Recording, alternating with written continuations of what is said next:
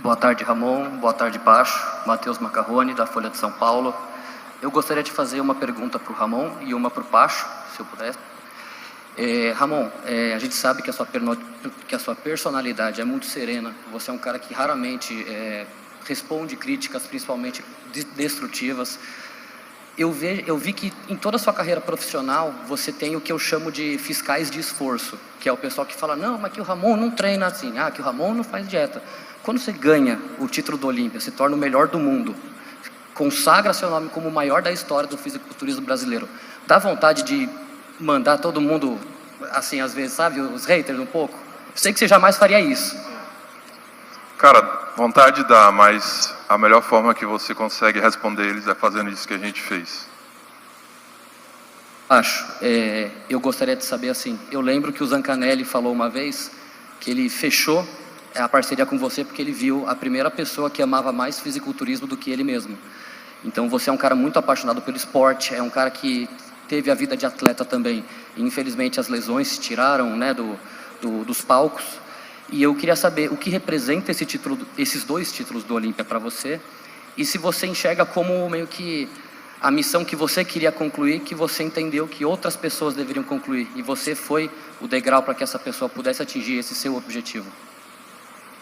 Bom, dificilmente alguém sonhou mais do que eu em um dia pisar no Olímpia.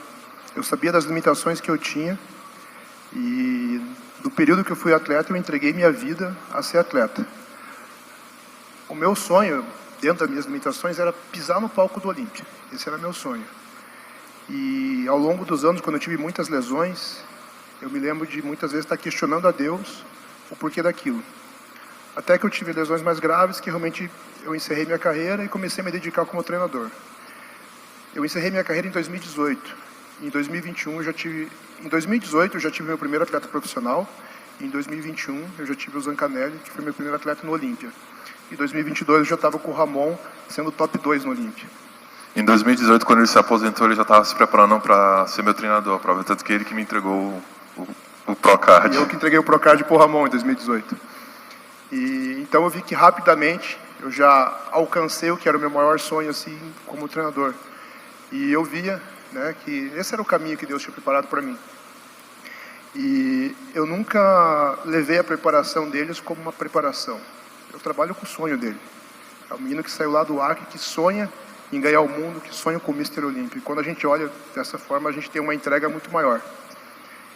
E principalmente essa preparação, a do Derek, foi muito difícil. Ele anunciou ontem que ele teve uma lesão, né, faltando 5 semanas, e foi uma lesão no peito. Eu tive 2 lesões no peito, e a lesão que me tirou, né, que encerrou minha carreira, foi uma lesão no peito. Então, eu já sabia exatamente o que deveria ser feito. E quando ele machucou, eu falei, Derek, fica tranquilo, eu passei por isso mais de uma vez, e eu sei o que tem que ser feito. E eu vi, quando eu falei isso, a entrega que ele teve na preparação, realmente confiando naquele momento difícil, que a gente poderia dar um passo a mais e lesionar de vez e estar tudo acabado, ou continuar e tentar participar do Mr. Olímpia. Então, hoje eu agradeço todas as dificuldades que eu tive como atleta, porque elas me transformaram em um treinador maior, eu já falei isso outras vezes, mas eu não esperava que ia ser no altíssimo nível da Open, o meu atleta estar ali 5 semanas, ter essa lesão, e eu ter passado exatamente pela mesma coisa e saber exatamente o caminho a ser feito para colocar ele na melhor condição dele e a gente ganhar o título.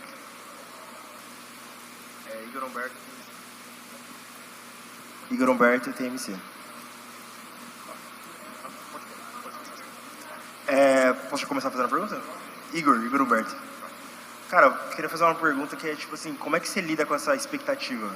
Tipo, todo mundo esperando você... Tipo, como é que você lida com a pressão de o Brasil inteiro esperando o título?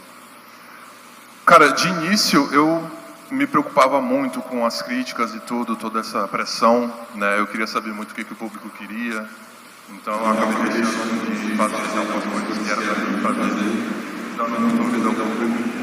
Mas aí quando você começa a ficar pessoas que realmente sabem o que estão fazendo, realmente de fato vão levar a gente topo, aí você começa a se preocupar mais com o seu trabalho, no seu meio, começa a se dedicar mais nesse meio, sabe? Eu sempre vou existir críticas, construtivas e negativas, e você aprenderá o que é bom para você também. Então, desde então, a gente só trabalha com a gente mesmo, perguntando para o outro o que ele precisa fazer, o que está faltando e tudo. E com o público a gente sempre só mostra o nosso trabalho e espera aí os bons comentários, né? É isso.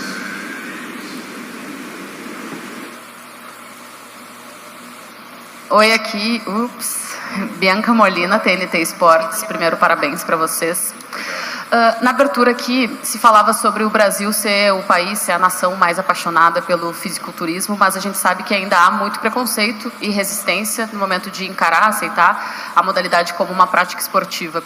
Quero saber se vocês compreendem que, pela primeira vez, conquistar o Mr. Olímpia pode fazer com que haja um efeito de mudança nessa recepção por parte da parcela da população que ainda não aceita ou que não entende. Se tu achas que pode haver um legado mais positivo do que exatamente não só o Brasil pela primeira vez ser campeão no Mr. Olímpia. Obrigada. Um legado no sentido de mudança mesmo no pensamento.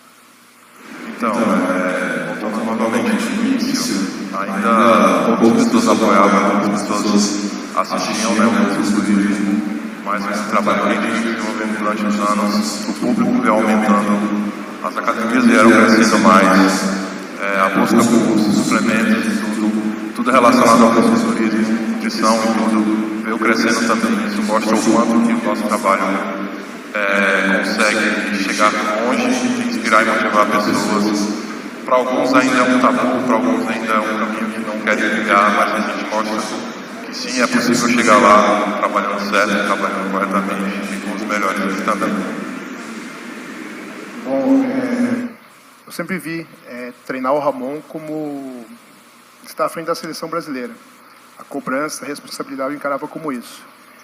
A gente conseguiu esse ano fazer um ano incrível e chegar no nosso grande sonho, que era o título do Mr. Olímpia. Eu confesso que a repercussão está sendo bem maior do que eu imaginava. Eu imaginava, assim, uma recepção no aeroporto, não como foi. Eu imaginava dar algumas entrevistas, mas não uma coletiva como essa aqui. E eu vejo que a gente furou muito a bolha. A história do Ramon, ela impacta. É um menino que saiu do Acre, um menino que se preparava nas condições que ele tinha e ganhou o mundo. Então é uma história que atrai muito a resiliência, toda indicação, toda a história dele. Então conseguiu furar essa bolha, chegar no ponto mais alto do mundo. E a gente tem uma grande responsabilidade porque fora da bolha começaram a olhar pra gente. Então a gente está tendo uma grande oportunidade de apresentar o esporte para pessoas que vão chegar aqui não só pelo título olímpico, mas pela história do brasileiro. Saiu do nada, ganhou o mundo. Então a gente tem uma grande responsabilidade para apresentar nossa história para essas pessoas que estão chegando agora. Boa tarde a todos, aqui Beatriz do Lance. Primeiro, parabéns a vocês pela conquista. Fabrício vinha falando, né, sobre essa recepção, sobre furar a bolha. E a minha pergunta para você, Ramon, é exatamente sobre isso. Eu acompanhei a sua chegada no aeroporto ontem. Seu voo chegou às 5h30 da manhã. Tinha gente te esperando lá desde as 5h. A gente, né, que estava de imprensa ali esperando na expectativa para você chegar, estava do lado da sua família, dos seus filhos, os passageiros iam passando e falando, ele já está vindo, ele está tirando foto. Então eu queria que você contasse como que foi essa sua chegada, né, como foi perceber o carinho do público,